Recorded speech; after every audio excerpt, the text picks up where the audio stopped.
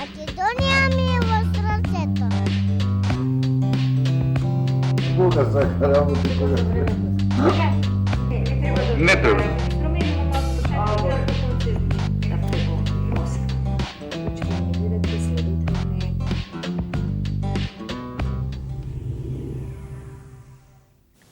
Добре дојдовте. Денеска ќе говориме за хуманоста и за наградата која што повторно се додели, а го носи името Мајка Тереза. Оваа година, оваа награда во Македонија ја добија Сдруженијето за цистична фиброза и момчето кој што спаси еден млад живот. Наша гостинка е председателката и основач на Сдруженијето за цистична фиброза Снежана Бојчин. Ке проговориме за активностите, за се она што се случува со оваа ситуација со третманот на болните во Македонија, како и за хуманоста и што хуманоста значи за Снежана Бојчин. За почеток за наградата. Да, впрочем, многу голема чест ни беше направена со доделувањето на оваа награда, која што е прво и многу важна државна награда и која што го носи името на хуманитарката и Нобеловка од светски размери Мајка Тереза. Во исто време оваа награда за нас представува и голем стимул, голема инспирација да и понатаму продолжиме со нашите заложби во насока на подобрување на третманот на болните со цистична фиброза и достигнување на европските стандарди за третман. Што значи хуманоста за вас? Хуманоста конкретно за мене, а предпоставувам и за сите членови на Сдруженијето, е една идеја што не води во животот. Сметам дека е тоа една доблест која што го краси човекот и сметам дека секој човек во себе ја има хуманоста, меѓутоа не секогаш успева да ја изрази. Заедно со вас беше наградено и момчето кој што ја спаси девојката, кој што се обиде да се фрли во водите на Вардар. Значи, двајца бевте добитници годинава на наградата, како и што вообичаено се случува. Так.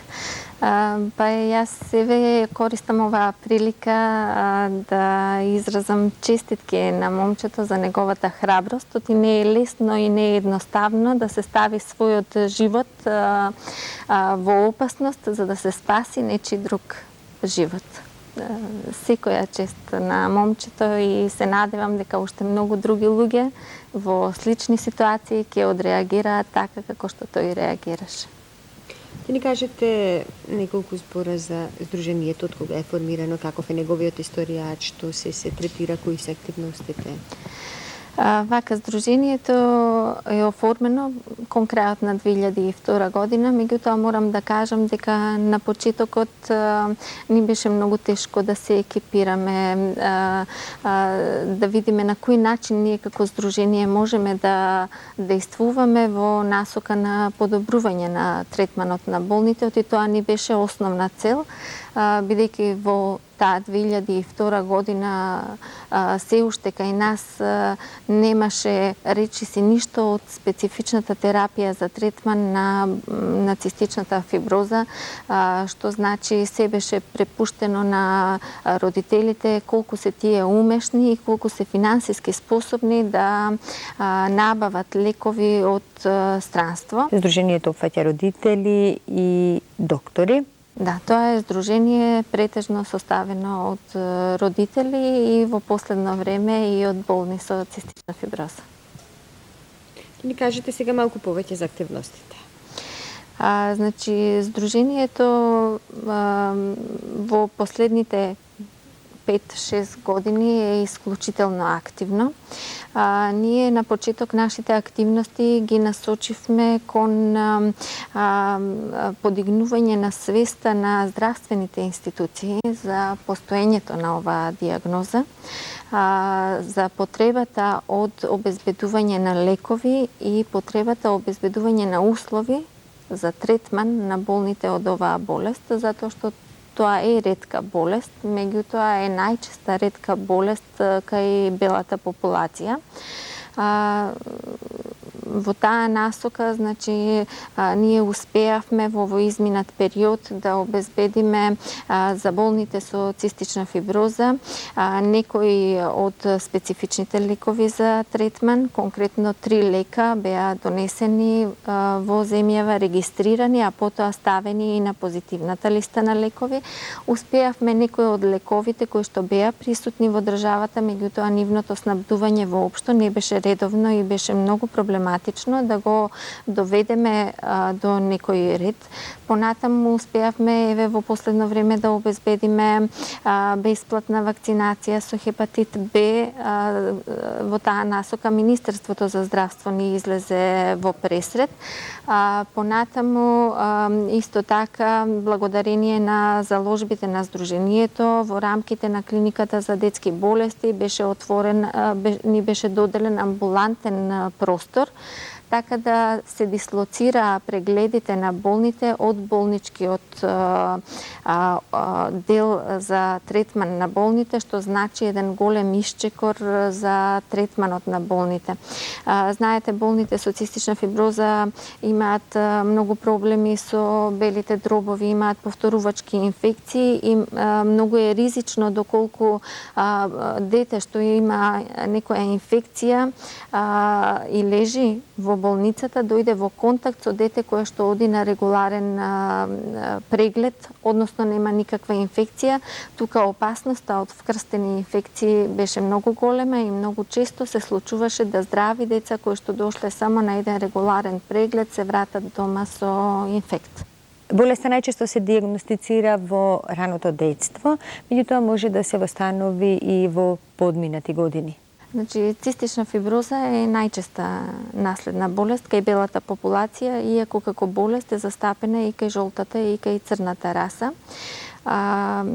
Генот на цистична фиброза не дава никакви симптоми на болеста кај носителите на болеста и за едно дете да се роди со цистична фиброза потребно е и двајцата родители да се носители на тој ген. Статистички, според европските статистики, кај нас се уште не е направено такво истражување, секој 18 до 25 човек е носител на генот на цистична фиброза без тоа да го знае или да чувствува било какви симптоми.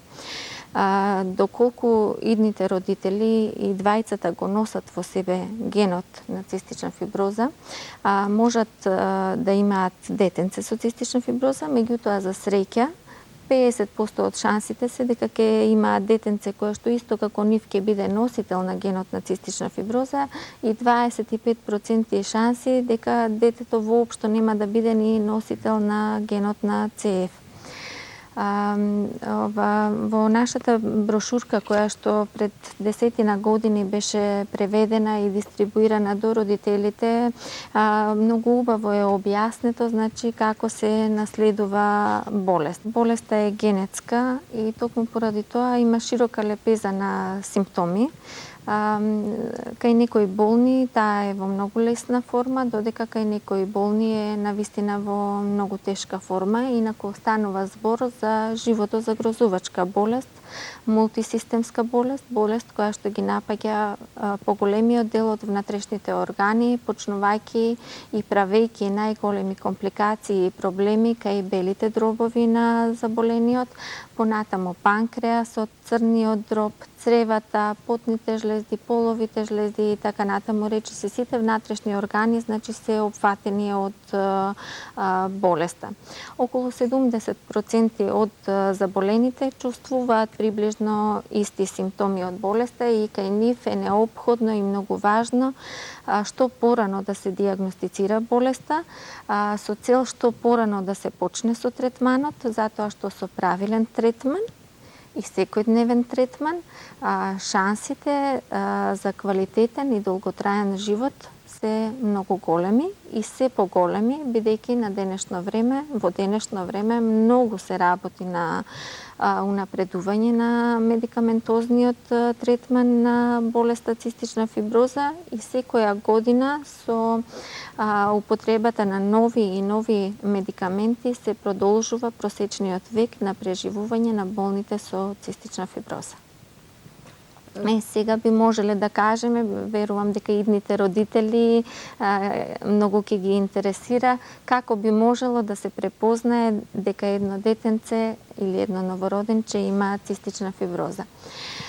Значи, кај некои од дечињата со цистична фиброза, првите симптоми се појавуваат уште веднаш после породувањето. Тоа е една појава што се вика мекониомилеус и која што не може да помине незабележана од медицинските лица кои што го вршат пораѓајот, така да тие деца се дијагностицирани уште пред да бидат отпуштени со мајката дома.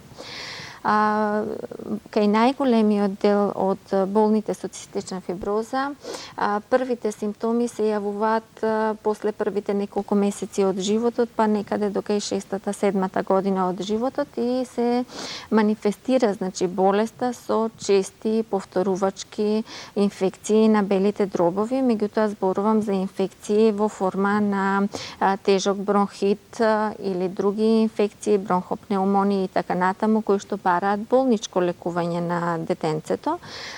Потоа чести и повторувачки сврлања на густи секрети од белите дробови, она што во народот е многу познато како шлајмови, сврлање на шлајмови. Понатаму болки во стомачето, кај некои деца се јавува и малку зголемен волумен на стомакот, проблеми со столицата и покрај добриот апетит може да се случи детето да не напредува физички, односно и покрај добриот апетит тоа да почне да заостанува и во растот и во тежината. Има уште еден симптом кој што е многу специфичен за болните со цистична фиброза и нив всушност во Европа многу често ги викаат солени деца. Тоа е затоа што нивната пот е доста солена, значи потта на секој човек е солена, меѓутоа потта на дечињата со цистична фиброза е исклучително солена, така да доколку детенцето во спиење се испоти и мајката не ја избрише потта, да речеме, од неговото чело, може да забележи подоцна како на челото се јавуваат кристалчиња на сол.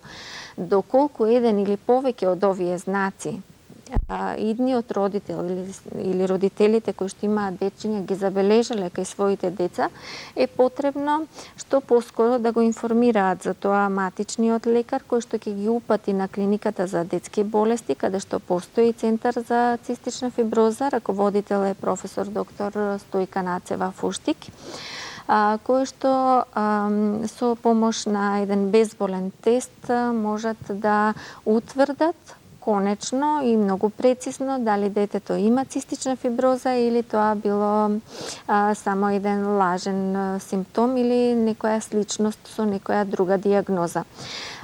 Зборувам за ова затоа што кај нас праксата покажува дека многу од дечињата кои што имаат цистична фиброза многу доцна се дијагностицираат. Токму поради тоа што овие симптоми може на родителите или на матичните лекари да им укажуваат на некои други болести кои што имаат слични симптоми, значи и децата подолг период со погрешна терапија за жал се лекуваат и за жал стигнуваат на одделот за цистична фиброза во една состојба која што е веќе многу влошена и со болест која што е веќе многу напредната. Значи, уште еднаш ќе кажам, исклучително е важно што поскоро и што побрзо да се дијагностицира детето кое што е родено со цистична фиброза. Има случаеви, иако станува збор за поретки случаеви, кога кај болниот се дијагностицира болеста на поголема возраст, дури станува збор и за личности кај кои што се дијагностицира болеста и во нивните зрели години. Кај нас исто така